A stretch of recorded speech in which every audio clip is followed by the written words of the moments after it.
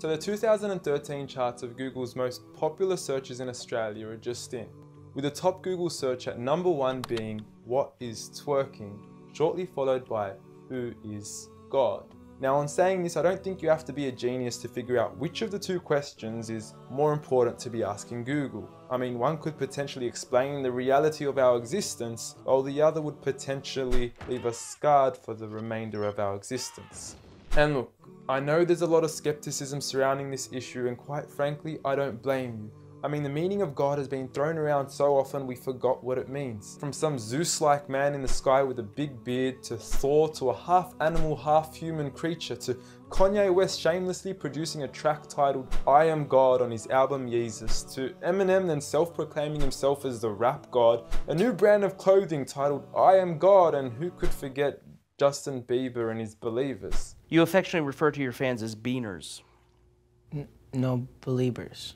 And now I understand that most of this may be exaggerated, and many of these examples are mere semantics and plays on words that are probably being taken out of context, as let's face it, nobody actually believes in Bieber, and I highly doubt that Kanye West considers himself a god. When someone comes up and says something like, "I am a god," everybody says, "Who does he think he is?" I just told you who I thought I was, a god. And now Kanye West smashes his head into a street sign really, really hard. Oh! Kanye! Oh, Kanye, you okay? Sounds like Kay's got a new hit. A god! That's who I think I am. Kanye, you okay? So with all these misconstrued definitions of God, the least I could do is help clear the water and help us finally find out who is God. Well, to begin, let's start with the things that we all agree on. First and foremost, we're here. We just began and we exist. And like all things that begin to exist, they require a cause. Things don't just come out of nothing, and although at times we sometimes wish they would, they don't.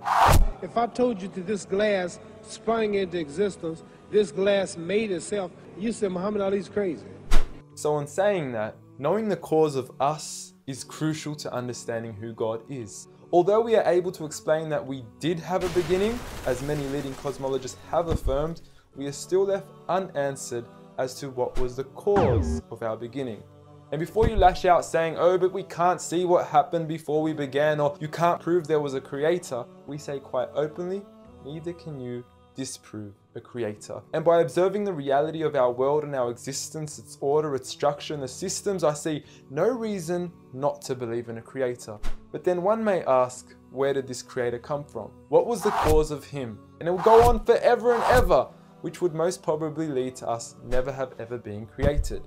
So for God to exist, he must exist without a beginning, therefore not requiring a cause, making him eternal. He should also be transcendent from his creation and not bound by any of the realms he had created, whether it is time, space, or matter. For instance, when Steve Jobs makes an iPhone, he doesn't become the iPhone, he is separate.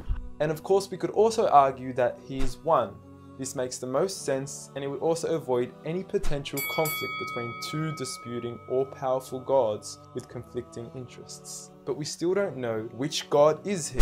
Are you Zeus? Are you Thor? Are you Yahweh? Well, if you agree with everything I've said up until now, you will realize that each of these gods don't fit into our established criteria of who God is. They are all created beings, they are not eternal, they have not created anything, they are dependent, and they require sleep, rest, oxygen, and food. So who is the one and only true God?